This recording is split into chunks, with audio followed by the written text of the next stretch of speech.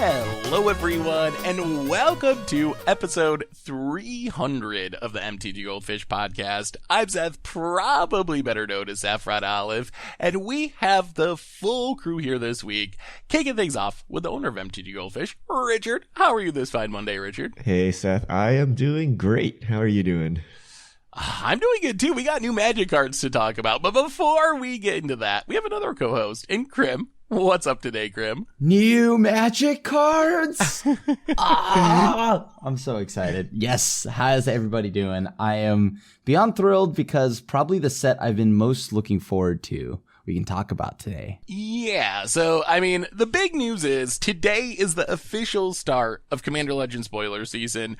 We have a ton of new cards to talk about. They've been coming out throughout the day. We already got quite a bit, so we're going to spend a big chunk of the cast talking about new Commander Legends stuff. We also want to hit on Hasbro's Q3 earnings report that was actually just came out today as well. There are some interesting Magic tidbits in there. So we're going to start off with that and then delve into Commander Legends for basically the entire cast, except maybe some fish mail at the end. So that's the overview for today. But before we get into that, a reminder that our show today is brought to you by Card Conduit. And if you've ever struggled with the hassle of selling your Magic cards, and I can tell you from firsthand experience, it is a lot of work to buy list your cards. So much sorting, so much shipping, so much typing, so much time wasted to sell your cards. Well, if you want to avoid all that, Card Conduit is the easiest way to sell your Magic cards. You can avoid all those hassles and all that time with this new service from the folks over at Card Hoarder, which will sort, grade, and sell your Magic cards for you. And once your shipment is processed, you'll get the proceeds minus their fee. And right now, you can get a 10% discount by going to cardconduit.com/goldfish. So thank you so much to Card Conduit for supporting the show today. And let's talk some Magic. So let's get the little news out of the way first. So, Richard, today we had the Q3 earnings report from Hasbro. There's a lot of news in it. We got some good news about Magic in general, but what was the big piece of news? A little Magic tidbit that kind of slipped out in this conference call. You put me on the spot, Seth. I don't know. Actually, so there's two pieces of news here. One, Magic Arena Mobile delayed. So originally they made a very ambitious call to say it was delivering this year. Everyone was like, how is that even possible? It took you like 2 years to get out of beta. So it's been pushed back. That's not a big surprise. And the other piece of information is that Magic as a whole is up this year, which surprising maybe. We are in the middle of a pandemic. LGS has been closed all year, at least in the United States. So Magic being up compared to last year is a pretty big deal. And it also kind of means that what Wizards has been doing is working. So interpret that how you will and how Wizards will go forward. But basically, this year has been a smashing success for Magic and Wizards. Yeah, I think the exact quote they used was that the first 9 months of this year, Magic is up double-digit % compared to the first 9 months of last year, which that's a pretty meaningful increase. Of course, I guess one way to look at this is the number of products that are printed are also up probably like 100% compared to last year. So I'm sure that like all these secret layers, all these supplemental products are part of what's driving the increased revenue going to Wizards. But at the same time, it's obviously working, and especially, as Richard said, impressive in a pandemic when people can't play paper Magic. You would assume if there was ever a time when Magic was going to be maybe having a rough 9 months, it would be the 9 months when people are like stuck in their home and can't go to local game stores and all the Command Fests and Magic Fests have been canceled. But Magic is apparently weathering the pandemic storm pretty impressively, and maybe Wizards' plan is working. Krim, what do you think about the delay of Arena coming to mobile? Are you surprised at all, or did you think that by the end of this year date that they had mentioned several times was maybe a little bit too ambitious? That was so ambitious to talk about bringing it out by the end of this year. Like, I mean, that's what, like, in 2 months. Let's just say we like at best in 2 months they would have an online client, or I mean a mobile client ready. I myself think that was very, very, very ambitious. There's no way. I mean, my phone thanks them for delaying it because, as we had mentioned before, I was worried about like like it burning a hole through my phone. Just because to have it running for like 5 minutes and, you know, collecting its assets and et cetera, et cetera. So I'm just happy to see that they are not going to push out a product that isn't ready, most importantly. Yeah, I was going to say, I wonder if it's technical or like legal, in the sense that, okay, is what's delaying this the fact that how do you put like 30 tokens on your phone and have it be playable? Or is the fact that, like, if you're going to be in the Google Play Store or iTunes Store, you have to adhere to certain rules and regulations, which you may be free from, like maybe like loot box type laws and things like that, where you have to display the probabilities and things like that. So I'm kind of curious where it is, because we kind of just assumed it's technical, but it's possible that it's actually these other factors about actually adhering to, like, say, the Apple guidelines for games. Yeah, that's a really I didn't interesting even think point. about that. Yeah, because we've kind of seen that with Fortnite and Apple recently, a big like skirmish and lawsuits over like how Fortnite wants to monetize and it's not allowed, and is it within Apple's rights to like force people to use their payment system? Like, so it's kind of a big mess. Maybe that does play into it. Maybe Wizards is like riding it out to see what happens with this lawsuit from Epic that makes Fortnite. On the other hand, there's also been a lot of just weirdness on the actual like PC client of Arena lately. I don't know if you've seen any of the screenshots of just like sleeves being on both sides of the cards and random like mana symbols in various places on the screen. There's been a lot of just like weird glitchy stuff the last couple of weeks. So I've had that happen. I haven't had it happen myself. I've seen a lot of screenshots of it. So maybe that plays into it as well. Like, if your PC client that's been going for like a few years is having issues, imagine trying to launch like your new digital client with your game already in a somewhat unstable spot. I think that might be the first time where Bolus was broken. Because I drew it and I was just like, what is all of this? There's like squigglies all over my screen, and there's like a gigantic E that would just flash on the top left side of my screen, and I was just like, oh, okay, so we broke the game with Bolus finally. And I remember one of the best things that happened about it, because I was just like, oh, well, I don't want to restart my client because I don't want to lose this special arena mode, right? Turns out that actually ended up costing me when I think I activated Narset and I looked at the top 4 cards. It was like this pile. Imagine like you just spill your cards on top of your table.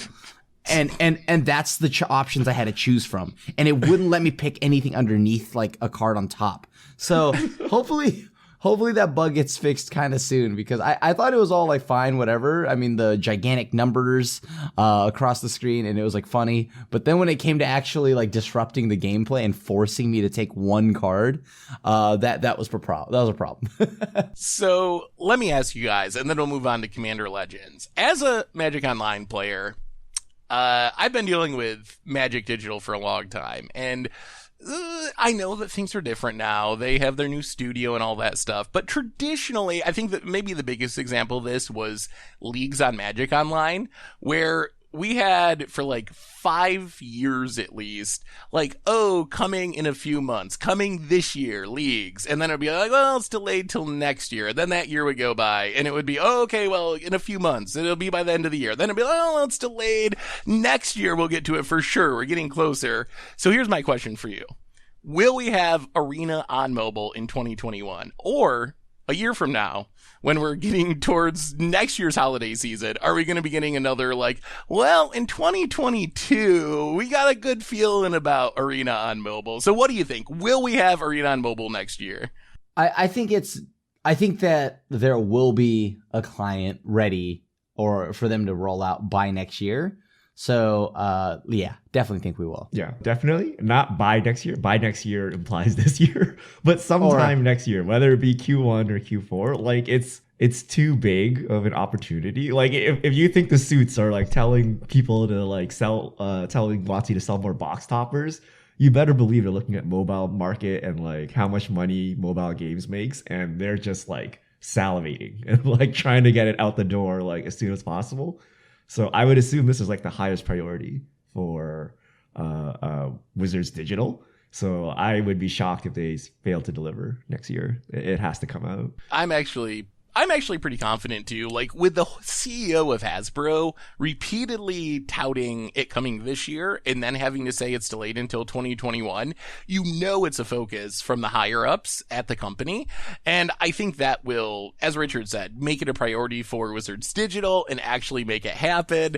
So I don't know. Even though I'm generally skeptical of Wizards Digital doing things in a timely manner, I would be surprised if they didn't actually make this one happen, just because I think the pressure is definitely going to be coming down from the top, and it would be a big embarrassment for not just like some random programmer at Wizards, but for like the CEO of Hasbro, the most powerful person of a $11 billion company, to have to do this again next year. It would look like a failure. So I think that's going to give them a lot of incentive to actually get this done and get it done right. But the anyway, real question, Seth, is the Mythic Invitational going to be played on iPhones?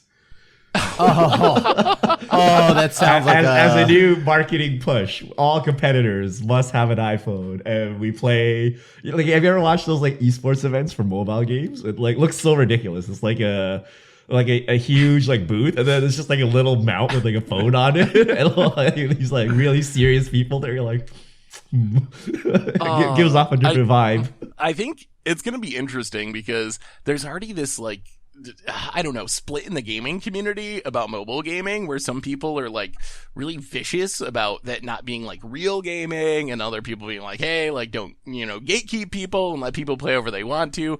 Hopefully Magic doesn't devolve into that. We already have a community that can be really divided on some issues, and hopefully mobile is not another thing that heads that direction. Like, hopefully it's just as functional on mobile as it is on a PC, and it's kind of like a fair playing field. But it would be very awkward if they have like a token limit of 20 if you're playing on mobile, but you can have unlimited tokens if you're playing on PC or something. Like, hopefully we don't end up there. Anyway, that was just our boring news segment about what's coming up, Hasbro's financial state. We got new Magic cards to talk about. It is day one of Commander Legends spoilers. We got a lot of cards. Richard, why don't you guide us through some spoiler cards? All right, Commander Legends, in case you forgot, releases in November, and they pushed it back. What's the new date? I don't have the new date. Ignore that. It's still November, but it's still November? I thought it was still November. It was going to be October, but they pushed it back to November. Yeah. So you're saying in like 5 days it's releasing?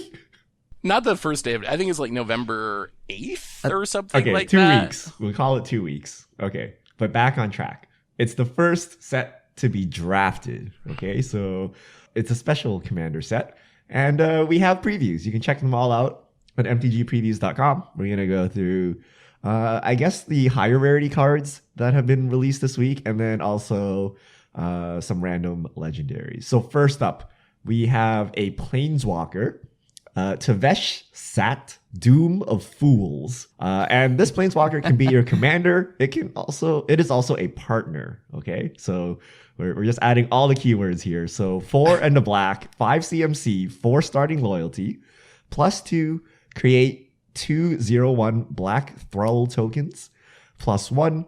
You may sacrifice another creature or Planeswalker. If you do, draw 2 cards, then draw another card if the sacrifice permanent was a commander.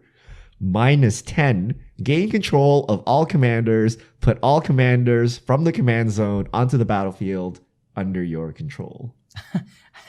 I like that ultimate. It seems pretty cool. I like the things that this does, but I feel like this ultimate could have been a little bit lower on like how much it costs. I think it could have been like -8, because I feel like commanders don't really last all that long in EDH. Like Planeswalkers just don't stick around for that long. I was hoping to see more designs, I guess, like somewhat like Teferi, where you could see Planeswalkers that can activate on other people's turns. Although I guess that takes away from like Teferi's uniqueness. I just think that Planeswalkers don't stick around for long enough. However, I do think that the artwork is cool. I have no idea. Is Tevesh part of the lore? Like, is this a card that's already existed before, or is this new? It's in the really old, like, I don't think there's ever been a Tevesh card, but it is referenced, like minion of Tevesh and stuff back in Ice Age era. So I think it was one of like the the bad guys from like original Ice Age, but it was never actually featured on a card before. Okay, and like, does he have like a steel work, like construction worker hat on? I'm like looking at the artwork. So I do not know the story of Tevishat, but yeah, it does look a little like that. I really like this card. I think this card's actually pretty solid. I do think what Krim said is true. Planeswalkers traditionally die a lot in Commander, although, I mean, this one does make a couple of thralls that can jump block for it. And the main thing I'm excited about is not so much the ultimate, but the +1 to be able to draw at least 2 cards. Like, it makes tokens you can sacrifice, and then drawing 2 cards every turn that this sticks out is actually very powerful. It's like a double Phyrexian Arena, let's say. It's a very powerful effect. It's like a Village Rites. It's repeatable on your Planeswalker. Maybe even get 3 cards sometime. So I could picture playing this not so much as a commander, although maybe you have some sort of like aristocratic partner commander that we haven't seen yet. But in the 99 of some sort of like Blood Artist sacrifice deck, I actually think this is a really powerful Planeswalker, primarily for the +2 to make sacrifice fodder, and then +1 to draw a bunch of cards to draw more sacrifice fodder and more Blood Artists. So I like this as a 99 card, I think. Boring. I don't like it. I read Thralls and I got excited, and then I'm like, this has nothing to do with Thralls. I mean, it is a good card for sacrifice decks, right? Like, I think the point of this card is you're supposed to like play your partner commander and then eat him or her, right? And get 3 cards. And also the ultimate, I think, is actually a lot stronger than we give it credit for, because we're probably thinking you put 3 other creatures in the battlefield, right? But given the sheer number of partners, if everyone has 2 partners, including your own partner, you're dumping like 7 creatures on the battlefield, or 7 planeswalkers or whatever. So I think it could be pretty powerful, but I don't know, it's just boring. It's like, it just draws cards. It doesn't do anything. I wish What's better than that, Richard? I wish it did something more with the Thrall theme, right? Like, or like the fact that you need a lot of minions to do something. But this is just like sacrifice to draw cards. We've seen this before. So. I don't even think this is like it. I just don't think it's good, but I mean, maybe if there's another partner that this could pair with. It's a partner though, like, so it's only half of your commander. So I think that in itself, you can have like a real commander, and then you can have this card draw commander afterwards. Ouch. Like, well, yeah, like, I mean, the ultimate, it's not that the ultimate is weak. I think that the ultimate is definitely strong. It's just, once again, -10. I think this could have been like a -8 or something like that. Just because, I mean, like, you're expecting that, first off, as soon as you play this, people are going to see it, and they're going to be like, oh, that person's going to draw 2 cards. All right, let's just kill that card real quick. I mean, how much do you think Doubling Season has to do with this, right? If it was a -8, you can just 5 mana, take everything. That'd be pretty sick. So maybe it's just like -10, so it prevents the Doubling Season? Yeah, okay, make it -9. I think you do have to be careful with Planeswalker commanders because of Doubling Season. I know people love Doubling Season, but I almost wonder if it holds back the format to some extent. Almost like the Birthing Pod argument, where it's like, oh, we can't print other like cool creatures in Modern because Birthing Pod will find them. I wonder if Doubling Season's ability to double loyalty counters keeps Wizards from printing like Planeswalkers that could actually be sweet in Commander. Yeah, I could. I could see that being a factor into it. I mean, I don't actually think like Doubling Season is that broken though. Like, even with all, like, if they made this -8 and then I played it with a Doubling Season, I ultimate right away. Obviously, that's sweet, and you're probably going to do something extremely powerful. But I don't know. In Commander, it feels like Doubling Season just like it's very good. But do you think it really factors into their design though? I feel like it does with Planeswalkers that are in your command zone, because then it's like just a 1-card combo. Like, oh, I draw my Doubling Season, I play my Planeswalker commander, I ultimate, I win the game. So I don't think it like restricts the design on non-commander legal Planeswalkers, or Planeswalkers that are not legal to be your commander, but I wouldn't be surprised if it's at least like part of the thought process for like adjusting the loyalty on something like Tevishat. All right. Next up, we have Kark the Thumbless. Yo. I don't know how to say his name, but it's that dude's thumb that we've been playing with for the longest time. We found him. It's a 1 and a red. It's a 2/2 legendary creature, Goblin Wizard. Whenever you cast an instant or sorcery, flip a coin. If you lose the flip, return that spell to its owner's hand. If you win the flip, copy that spell. You may choose new targets for the copy, and it's a partner. Yo, I think So, this card double or first. nothing. This card, first off, the artwork is adorable. Second off, imagine being known as just the dude without the thumbs. Like that. Like this creature is legendary because it does not have thumbs. I want to know how he flips coins. Could you imagine trying to like flip a coin without a thumb? That actually seems like a tough way to go about it. Maybe that's why he's legendary. Yeah, he's a wizard. Is this card actually good? Oh yeah. I think this card is super sweet in like some kind of like, I mean, I don't know if there's going to be like a Dimir partner to like pair with this, right? I guess there are some, right, somewhere, but like you could try to like go for like kind of like Grixis spells, or I mean, is it spells maybe, like either one. Like is it spells would be pretty sweet with Krark's Thumb in the deck also. I could totally see just like something along those lines being really fun. Yeah, I think what I'm most excited for is right now we have a coin flip commander for Izzet with Okun and Zindu Split or whatever, however you say the name. Was that last one? You see, so you just rolled your tongue there, and it's all right. But we have an Izzet partner pair now with Carrick. We actually can play coin flipping in any color combination, even though Izzet is the main like supported color for coin flip cards in Magic.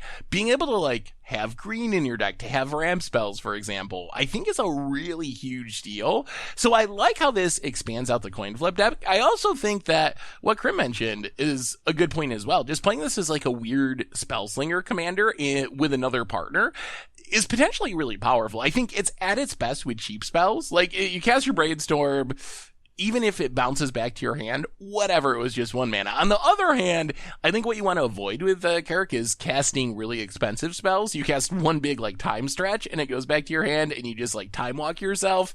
I think that's the risk. But in some sort of, like, efficient spellslinger style deck, I think Carrick's actually a pretty good card. I hope they also print, like, Krark's other thumb, and this way you can kind of like double down like on like more, or just give more enchantments or artifacts or some kind of support for like the coin flip archetype that you had mentioned.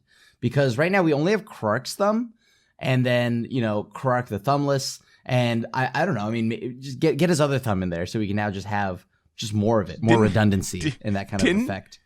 Isn't that actually a unset card already? You know what? I'm pretty sure Kark's Under Thumb exists in Silver Border already. I think you're right. There is a thumb, another thumb. But, like, I hope we just get more of that, I guess. Like, all right. Next up, we have Nimrus, Una's Trickster, 5 CMC, 3 blue, and a black. So Dimir, it's a 1/6 legendary creature, Fairy Knight, flash, flying. Whenever you cast the first spell during each opponent's turn, look at the top 2 cards of your library, put one of them in your hand, the other in your graveyard. This is the crimmest of commanders. Yeah. Well, of course you do, because you want to sit back and leave up your mana drain every turn. I know you, Krim. As soon as I saw this, I was like, oh man, this is exactly a Krim commander. Yeah, like it's awesome. Look at that art. It's a fairy on top of that. I wish it weren't a 1/6. I think that's the only thing. This could have been like a 3/6 even, right? Like, I don't know. The stats are the only issue I have with, but like the card itself is so cool. I love leaving up my mana on others' turns. And the best part is you get to put one of those cards in your hand and the other into the graveyard. The key part is that you can throw the other card into the graveyard. That I really like. So I think this is just a cool card. I think it's a little bit pricey on the mana side of things, but I don't know if I would like. Is this a 99 or is this a commander for me? I mean, I will obviously try it. Like, you can bet on it that I will make a deck around this for Commander Clash. But like, I don't know. This is probably better as a 99 card, right? So here's the thing I love about it as your commander. I think it's mostly for me a flavor thing.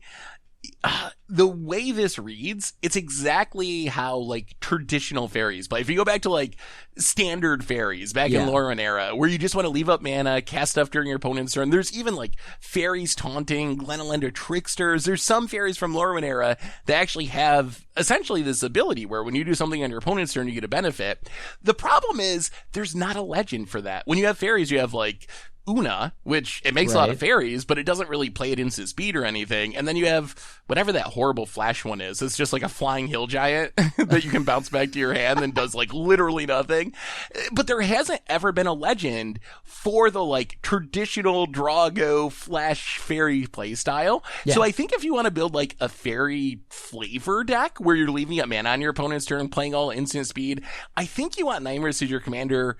Just because it's so flavorful and perfect for that playstyle. Is it the most powerful commander? Obviously, if you untap with it and you're casting an instant on each of your opponent's turn and drawing 3 cards and milling 3 cards each turn cycle, that's really good. It is 5 mana, but I think that's where I see it being a home. Like, if you want to play the traditional, like, fairy tempo deck, this is, like, the ideal commander, and that commander didn't exist before now. Yeah, that is true. This is, like, definitely a perfect kind of, like, fairies and or flash kind of commander, right? Like you can maybe like build something with Slither Wisp also. You can go like just Dimir flash, and I think all of that's really cool. And I actually really like the border on it, the split between the blue and black parts of it. Like I think I'm definitely a fan of all of that, but I don't know, 5 mana. This could have been like 4. So when I read this, I thought it was an uncommon card because we have uncommon commanders.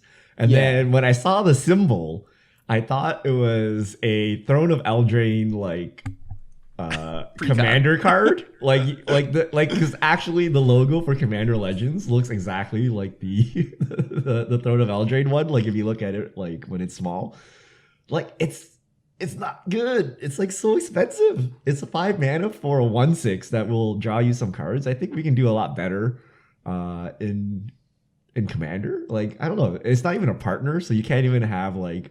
This be like a support commander, and then you have like your real one somewhere. Like it's just kind of blah. It's like a 5 mana 1/6 that will probably wreck face and limited, but I don't know about actual real games of commander. Like 5 mana 1/6, draw 2-3 cards maybe is like that good enough. Oh, it's I love fun. drawing cards, Richard. it is fun, and it fits the theme of Flash. However, is it like it should have been a 6/1.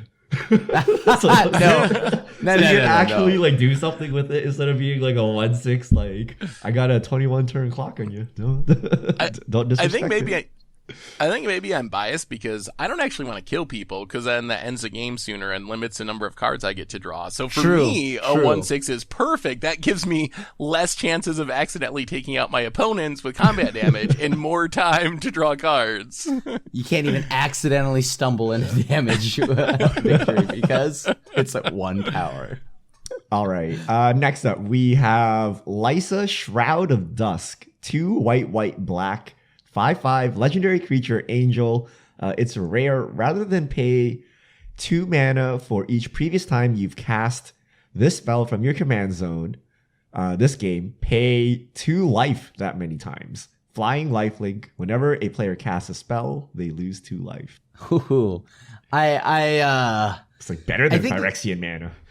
Yeah, like I was gonna say that way to get around commander tax is it's pretty scary. I'm not gonna lie to you, that's pretty scary. Yeah, I mean, it does come down cheaply every time, and the ability, it reminds me of like Chemball. And if you've ever like not been able to kill a Chemball in a commander game, it's very obnoxious and it kills you really. Like, it's not that many spells for people to just get drained out of the game by this. So I think maybe some sort of like life swapping deck this would be pretty interesting with. You get to like pay. It reminds me of like Selesnya Dark Angel, where you can pay a bunch of life with your commander to lower your life total, then maybe exchange life totals with your opponents, get them low, and then your opponent dies because they have to cast spells and this drains them. So I think this card's really kind. Yes. I don't think this is like busted, but I think it's a really sweet like build around that you can play some really cool, janky, like mirror image life swapping cards and have them actually be sweet in this deck. This card guarantees to get you killed immediately. Like I don't know how you can play this and like survive, right? Like people will just like they can't even play around it. It's not even like, oh, just play non-creatures or play creatures or something, right? Like everyone will try to murder you. I don't know how you could cast this and then like walk away from the from the I table would love unscathed. to see someone politic their way out of this one, right? But hold on, it's fair. It hits me too. Don't kill my commander. Okay, next up we have mythic equipment. So Seraphic Greatsword, 1 and a white. Equipped creature gets +2/+2. When equipped creature attacks the player with the most life or tied with the most life, create a 4/4 white angel creature token with flying that's tapped and attacking that creature. Equip 4. This is another card. I feel like so far the cards that have been spoiled feel a little bit safe. You know what I mean? A little. Maybe that's a good thing. By the way, maybe that's a good thing. But like I think this. For 4 mana, that's a lot. What's the original one from Amazon? It's like 4 mana. Moon the Moon Silver Spear. And then you pay Yeah. 4 to equip. It does the Yeah. same thing. Does it actually give you combat stats? What is it? It does not give it's you first combat strike. stats. Yeah, First first strike rather than the pumping. Yeah, this feels like that card. It doesn't feel It much different. feels from it. exactly. And, well, I guess with Spear, too, you can attack anyone, which is a slight difference. But, yeah, it feels very much like that, except arguably way worse because it's white. Like, I guess you get the discount up front, only 2 mana to cast. But being white does limit the decks you can play it in. So, I don't know. Like, I'm not convinced this is meaningfully better than Moon Silver Spear. And Moon Silver Spear doesn't actually see a ton of play. Like, I guess I've seen it a couple of times in Commander games, but it's not like a staple or anything. It's pretty far down the rankings of equipment, so I'm kind of, I don't know. Like, I honestly don't know. Would you even play this in an equipment deck, I guess is a question. Let's say you're playing SRAM or something that's like white and focused on equipment. Is this even good enough to show up in your deck? It's not a 3 mana sword or something like that, right? Like this, but I mean, I don't know. I mean, the only thing that it has going for it is that it is 2 mana, right? And that is it. The equip part, if you can get around that, which I'm sure you can, even then, like, let's say you found a way to cheat the equipment cost, it's just okay. I will also say that I think this is where we see maybe the drawback of being a draft set, because I feel like this is a card that if the set was not draftable and it was just a master set, this is easily a rare. Like, I think it's perfectly fine. Like, Moon Silver Spear was a rare back in the day. But, so I think it'd easily be a rare. But this could definitely run away with a game of limited and just like a couple of attack steps. So maybe it's bumped to mythic just because of the draft aspect of the set. Yeah, so I like this card. I just don't like that it's a mythic slot. Like, it kind of wastes your mythic. But I'm going to build a deck where you can see how many angels you can get into combat. Where you have like a Geist Sake Craft equipped with like a great sword and a Moon Silver Spear or something, and then you attack someone. You're like, surprise! Here's my flock of angels to murder you. So like in that sense, I think it's pretty cool. It like What is it? Divine Visitation on top of that? Or no, not that.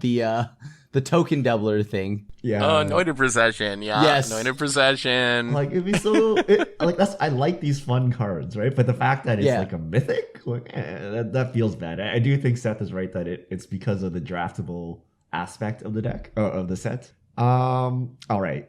We have another mythic. It's a mythic Sphinx. Sphinx of the Second Sun. 6 blue, 6/6. It's just a Sphinx. It's not legendary. It's a normal creature. Flying. At the beginning of your post-combat main phase, you get an additional beginning phase after this phase. So that's untap, upkeep, and draw step. I was not aware there's a new term, beginning phase. But you get to untap, upkeep, draw again after your post-combat main phase. Is this just like a 1-card party machine with like Helm of the Host? No, you don't get combat again. Oh, right. You just get the first. Yeah. It's post. Yeah. Main phase. You 2. basically get a like a sort of feast and famine trigger with the draw. Yeah. I guess you get an upkeep too. So if you have cumulative upkeep cards, or I think this is cool. I like this card, even if it doesn't give you another combat phase. I think this is a super sweet Sphinx. I like this card a lot, actually. Oh, this is, I think, my favorite card that we've seen so far. Yeah. Like, oh, even just by itself, you're getting to untap all your stuff for like pseudo vigilance, so you can attack and be on defense. You're drawing an extra card each turn. That's never going to be bad. And this is one of 2 cards in Magic, I think, that can give you extra upkeep steps. So if you're playing, let's say, Hondens or something, other things that like trigger on your upkeep, you're going to double trigger them. It's like upkeep step Panharmonicon. So I think this card has tons of like janky brew around potential for like upkeep step tribal decks. And even if you don't have those shenanigans, I don't think it's even that bad. Like 8 mana is a lot, but drawing 2 cards a turn and untapping your stuff is pretty sweet on its own. So this card is just one of the most fun cards we've seen so far. There's so many cool things I think you can do with this card. Yeah, and I really like that it itself does not have to attack or anything like that. You just have to have it just has to exist. Exactly. Because like if you have to attack, sometimes that's actually a pretty big issue, especially when you're paying 8 mana and I don't know, maybe they have like a death touch flyer blocker or whatever. But this thing is just really, really sweet. It could sit there and just give you that additional post-combat phase, as they call it. An additional beginning phase, sorry. I think they should make this like the new Sphinx thing, where they just mess with your steps. Like, imagine that'd be sweet. If everyone's step, like, there's a Sphinx that's like, everyone's upkeep happens after their combat phase or something. And you're just like, what? What does this even do? Like, I don't know, right? But like, yeah, right? Like, I think this card actually sucks, but it's like so unique and cool. So I like it, right? Like, you can just do weird Johnny combos with it, right? So, if they made it like Sphinx Tron, how cool would that be, right? Like one that's like, you get like this one, right? You get additional beginning phase, then you have one that's like Sphinx of the Third Sun or something like that. and then you get additional combat phase. So essentially what you do is you just have all 3 out and you get one other turn. All right. Next up, we have... Oh, where'd it go? Oh, here it is. An uncommon legendary creature, Cyani, Eye of the Storm, 3 in the blue, so 4 mana, 3/2, legendary creature, Jin Monk, flying. When Cyani attacks, scry X, where X is the number of attacking creatures with flying part. Yeah. Limited only jank. Like, yeah. I can't imagine you actually, I mean, maybe, I don't know. Maybe do it for fun. Commander is a weird format like that, but this doesn't seem like something I would be interested in building an actual Commander deck around. Do you think this ruins Commander in any way? So if we go like way back, right? Like, what are legendary creatures? They're supposed to be like epic bosses. Like, this is before Planeswalkers, right? They were like more epic than Planeswalkers. Now it seems like anyone can be a legendary creature. Like, does it like kill the fantasy aspects for you guys? Or like, what do you think when just random creatures can now be in your command zone with like nothing particularly exciting about their card text? I mean, I could, it doesn't ruin the immersion or whatever, the fantasy for me.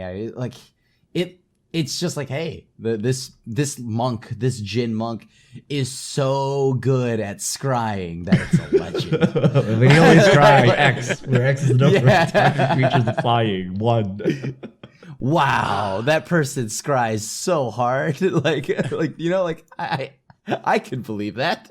I mean, hasn't this been going on for a while now? I'm thinking of like, did you feel the same way about like Dominaria, where the one of the big themes was like uncommon legends? Like, well, that was supposed to be a one-off special thing, so it wasn't too bad, right? But now we're getting like 200 or whatever of these legendary creatures coming in. Plus the Dominaria ones, I felt like they did something. I don't know. I do sort of like, I think this card's just bad. And I think that's a like legitimate criticism of this card in specific. Like, it's just so bad that I don't know why it would have to be a legend. But in general, I don't mind uncommon legends. Like, that doesn't actually bother me. I just like don't like this card in specific. I do wonder a little bit about like Legend Flood. It feels like we get so many legends, not just in Commander Legends, but even standard sets. Like, maybe we have too many legends these days to some extent, but I don't know. Like, random uncommon legends don't really bother me. And I think you could even argue that this is another special circumstance because of the draftability and because you need to actually draft legends to have as your commander. And that probably really only works if you also have some like uncommon legends that show up more frequently. All right, let me test you with some more uncommon legends, okay? Brinelin, the Moon Kraken. 6 blue. That's 8 CMC. It's a 6/8 legendary creature, Kraken. When Brinelin enters the battlefield or whenever you cast a spell with converted mana cost 6 or greater, you may return target non-land permanent to its owner's hand. Partner. Also very bad. Like, what is the point of this, right? Like, you're like, who's like, even if I'm playing Kraken Tribal, I'm embarrassed to put this as my commander, right? Like, who's gonna put this as their commander, right? Like, But you can partner that, right, with Siani. Yeah, you can play it with a good card. you gotta have your real commander. You could scry a lot. all right. It's like Ghost of Ramirez de Petro, 2 and a blue, so 3. It's also an uncommon legendary. It's a spirit pirate. It's a 2/3. Can't be blocked by creatures with toughness 3 or more. When it deals combat damage to a player, choose target card in a graveyard that has been discarded or put there from a library this turn. Put that card into its owner's hand. Partner. Okay, I think this is not I don't know about a commander, but This is the best one. It does something of the unique. uncommon It like cycle. earns its legendary status, I feel, right? Like, it does some weird stuff. And it references a legend from Legends, actually. Like, it's the ghost of Ramirez de Petro. So I think I'm fine with this one, although I also think I'd never play it as my commander. I would probably play it in the 99 of, like, Pirates or Spirits, maybe. Yeah. It's kind of like a Daxos, if Daxos was incredibly hard to ever draw a card from, because somehow you have to mill yourself or discard a card to be able to draw a card when this attacks. But it reminds me of like a really watered down Daxos with some like fringe tribal synergies, like for Spirits or Pirates. This isn't actually that hard to, I think, get going, right? Like the mill part. Yeah, you can mill or you can loot. Like, you can have creatures that loot on attack. Like, I feel this is a good card in the sense that there are a lot of build around me themes that you could do and make unique decks. Cypher. Whereas, like, Siani is like, I scry when I attack with flyers. I have a flying deck, right? It's like, what? But this one is like, okay, you know, you want to crack a fetch land on my turn? Like, yeah, give me that land, right? Or I can play a Ruin Crab or something. Just so it's clear, you put it in its owner's hand. So if your opponent cracks a fetch, you would give them it's not fetch. even crack a fetch. It has to be discarded from library. You have to mill. Yeah. So you have to self mill. It's a self mill pirate. Yeah. That's still okay. I mean, that's not hard to do. I do. Once again, like, I can just cipher some cards onto it. I kind of like the political aspect where you can use it like Skullwinder, sort of, to be like, hey, like, whatever, I milled you or mill yourself, and then I'll give you back that wrath to deal with the table or something. I like that you can give your opponents back cards as well politically, but really, like, would you really play this as your commander? Like, are you actually is that something you're actually considering? We're talking about the Commander Clash Weird Theme Week, but yeah.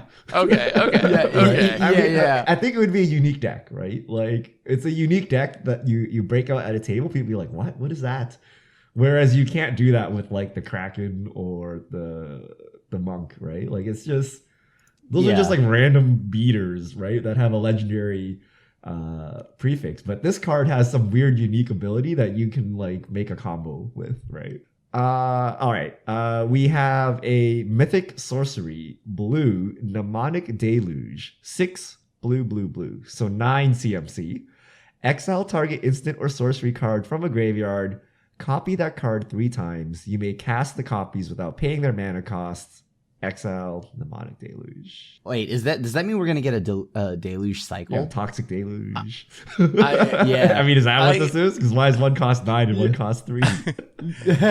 I think that there might be a cycle, but we'll have to wait and see.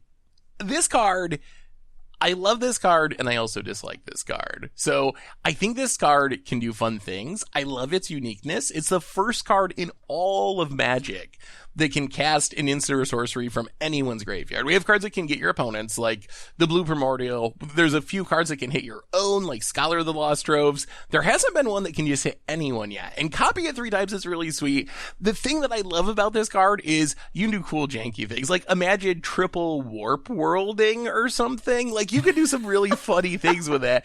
On the other hand, I feel like the right thing to do is just like, oh, triple time walk, triple time stretch, triple expropriate. And then that's just like really boring. And it just wins the game on the spot, essentially, because you get 6 turns in a row or something absurd. So I feel like this is a card that you can do really cool things with, and I like that aspect of it, but I'm afraid that the primary way people are going to play it is to do things that I will not find fun at a commander table. I think for 9 mana, it does have to do something that actually could potentially break the game, right? For 9 mana, that is a lot of mana. Who's going to spend 9 mana? You're just going to omniscience this thing in, right? Oh, well, that's an omniscience win, right? Like, that doesn't matter at that point. I feel it's too expensive, so like you'll never. It's like very rare that you'll cast this the fair way. Like most of the time, you'll just omniscience it in or find some other way to cheat it in. Well, I found my auto include in all my blue decks, so I can show you what it's like to cast this fairly. So you can sit on 2 lands and miss your 3rd land drop with a handful of 9 drops. You're the least likely person to ever cast this, Grim. I don't think I've ever seen you have 9 lands on the battlefield in like 3 seasons of Commander Clash. In all 3 seasons, if you combine my mana, I might have 9 mana. If this was an MDFC, oh boy. I'll tell you this though. I plan on doing this with Cruel Ultimatum. So now I can Cruel Ultimatum the table. Oh, that would be sweet. Can you use alternate costs? Like, can you like write a replication kickered version? If you pay for kicker, yes. Oh, you have to act. Yeah, so you get becomes okay, like 14 mana. Okay, now I'm never casting that. That's ridiculous. Yeah. I believe that's how it works. I mean, it's a cool card. It's definitely cool if you can copy it too, like in maybe Riku or like Melik or something. Like if Krark. Yeah, Krark. Oh, how could that be? 9 mana? Oh, nothing. You know that's what's gonna happen. Well, I mean, how you feeling lucky, Richard? Because I'm not gonna lie to you, it would be pretty sick. I would totally do that. Just for the memes. Like, how epic would that be? You would really not want to lose that coin flip. But if you win, oh, you get another copy, right? See? All right. Move on to some rares. Oh, there's a... Is this the only reprint? Vampiric Tutor reprint? There's a bunch of commons reprint? And uncommons, but... There's also a Mana Confluence. A Mana Confluence reprint? That's the buy a box promo, actually, which is a pretty solid buy a box. That's like a $22 card. Vampire Tutor, we were just realizing this, it's $100. It's over $100. Yeah. So that's a really good reprint. Yeah, I mean, we'll see how much it helps with it still being mythic, but yeah, it is still a very solid reprint. Okay, also, and then last card. Oh, you have something, Seth? Just a quick warning for people, as we saw with past Commander reprints, the prices always go back up pretty quickly. So if you see a staple that you need, like Vampiric Tutor, drop down a lot, expect that it's going to go back up. There's just ridiculously high demand for Commander cards. So if you get a good deal, snap it off when you get a chance, because even though Vampiric Tutor should go down, it will almost certainly be back up at $100 in like a year or two, because it was reprinted not that long ago and already back over $100. So with Commander reprints in specific, don't wait. It's a lot of times it's different with like modern formats like that, but with Commander, if you get a good deal, you gotta snap it off when you get a chance, because prices rise pretty quickly. Yeah, we've seen the demand for any kind of like Commander staples or anything like that. Just even reprints don't really help, to be honest. Because there's just such a high demand for these kind of cards. I mean, I expect the same thing while we're talking about prices to happen with Modern, where let's say you're trying to play Jund or something, right? And then you're like, oh, Liliana's like too expensive. And then they reprint Liliana. You're like, oh, yes, now I can buy Jund, right? Like false. What usually happens is the deck price remains the same or even goes up. Liliana will decrease in price. Every other card in that deck will go up in price. As people have the exact same idea as you, they buy Lilianas and they're like, oh, but I need Tarmogoyf or whatever. So then the net result is like the deck is still the same price, even though you got all these new cheap cards.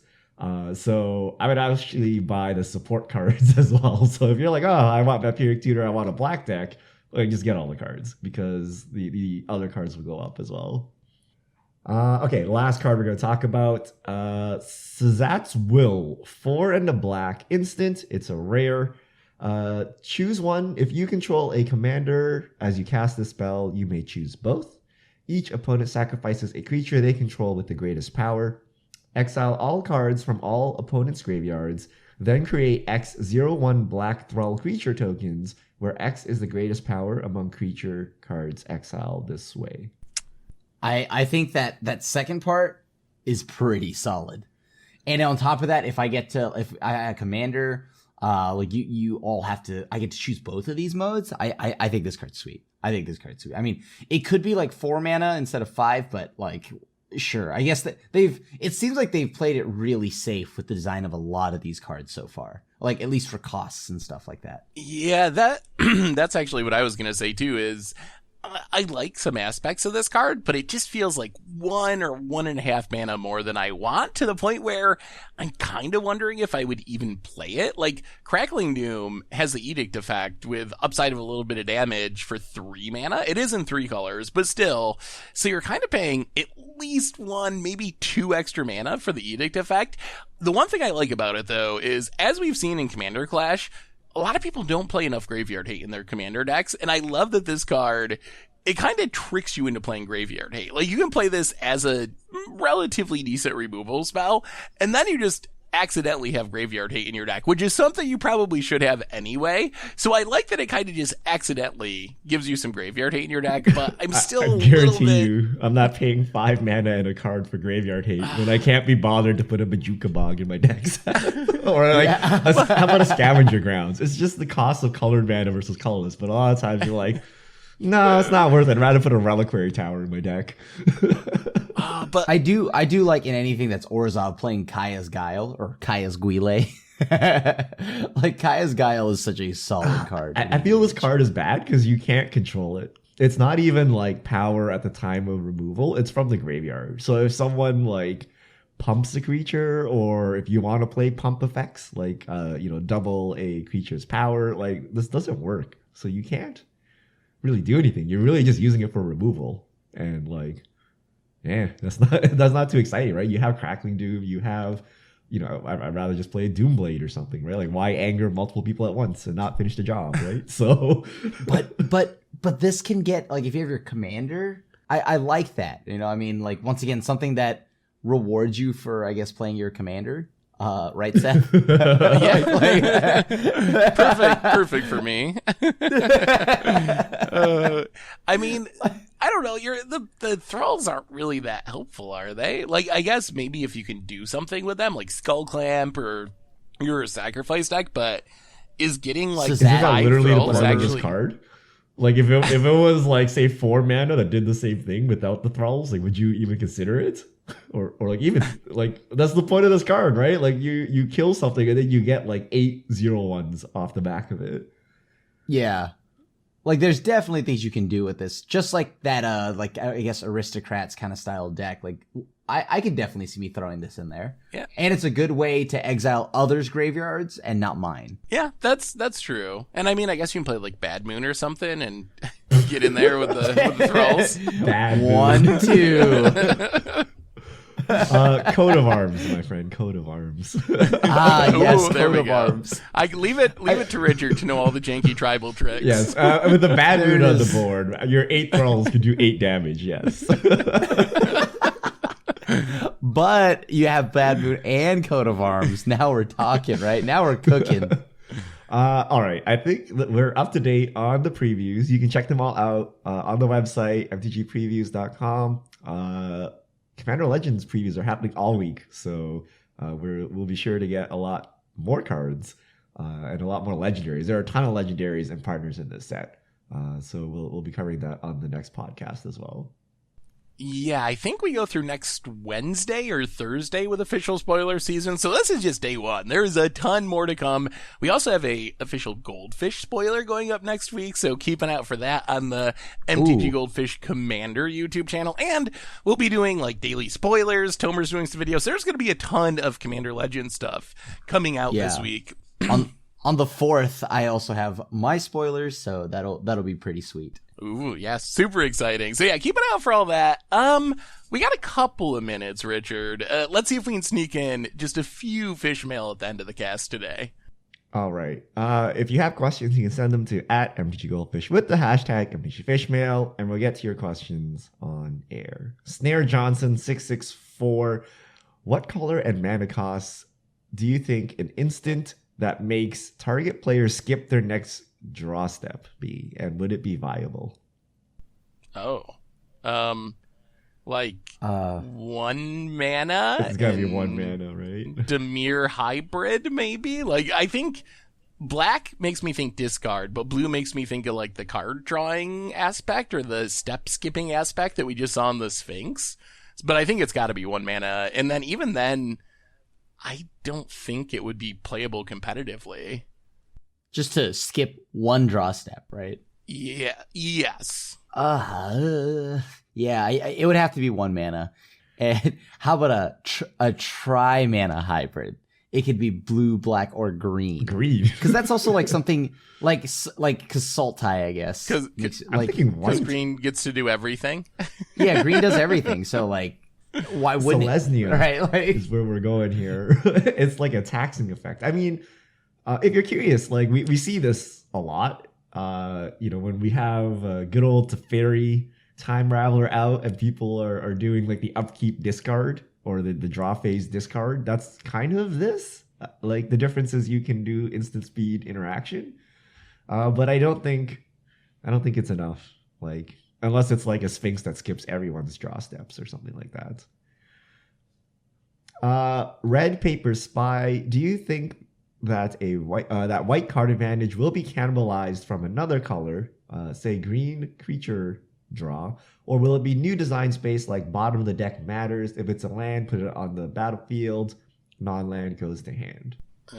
I think it's going to continue to be like taxi draw, like Mingara and stuff. Like, if your opponent does this, then you get to draw a card, or if they cast this many of these during their turn, you draw a card. So, I don't know. That seems to be the direction they're heading. I would be surprised if we saw white just directly cannibalize another color. I don't think you're going to see like a white Blue Sun Zenith, for example, or like whatever the impulse draw that red gets, where you get to exile the top card to your library. So I think they just keep going with the taxing thing. If anything, maybe shifting Rhystic Study style draw into white. I think there is a solid argument for that, and I could see that. Maybe that counts as like cannibalizing blue a little bit, but I think you could argue that style of draw, like draw unless your opponent does something, would also fit the taxing theme. All right. Last question. Future Greg 2099. Are we finally getting to a point where another color should be implemented in Magic? It would give an open slate opportunity to print cards that can straddle the meta down or even open the door to a wider standard and allow more archetypes. I think that another color is a bit much to balance right now, right? Let's just go with, I don't know, I don't think that we're ready for another color yet. You could also add more colorless stuff. Like, I work with Devoid again, I guess, but like... Devoid was so bad. It's like, you're colorless, but you have colors. You're like, what? No, you don't. I think rather than adding a color, what if we just got rid of a color? Like, wouldn't standard be 10 times better if we got rid of... that's what I was going to say. If we got rid of green, wouldn't standard just have been killer for the last couple of years? So maybe the problem is we have too many colors. Yeah, I like where you're going. White doesn't exist, so you're already there. But I think I agree with also Krim, right? Like, I think game-wise, we don't need it. Like, we can't, like, we're still talking about what is white's identity? How do you draw cards with white? Like, they haven't figured it out. Green does everything for some reason. So that's, they don't have it straightened out, but I do think it will happen just to sell cards. Like, they will start adding things. Like, will we see a new color first? Will we see a new basic land, like waste? Will we see a third commander? Like a tri-partner? Like, they're going to look for new ways to sell cards, right? So I think one of these will happen. Pets, Richard. Commander's pets. I think that there'll be the command zone, like an emblem. The pet zone. Yeah. No, just literally a pet zone. And now you just launch a line of dogs, cats, sure, a turtle for and lizards, right? And like, think about that. You just have a whole separate line. It's like companions for your commander. Boom. right there. And it costs one more every time to try to cast it. That would actually be... You laugh now, but we're gonna go to like Zootopia, and it's gonna be a thing. I'm calling it now. Commanders will have a pet at some point. The pets on Magic Arena were just a test. For yeah, they were world. a test to see how.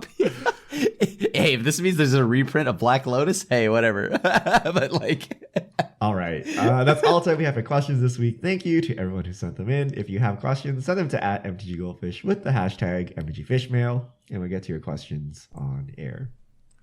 And I believe that brings us to the end of episode 300 of the MTG Goldfish podcast. So, Richard Krem, thanks for hanging out. Thanks to everyone for listening. And we will be back next week to talk more Commander Legends and about whatever else goes down in the world of Magic. So until then, have a wonderful week, everyone. And this is the crew signing out.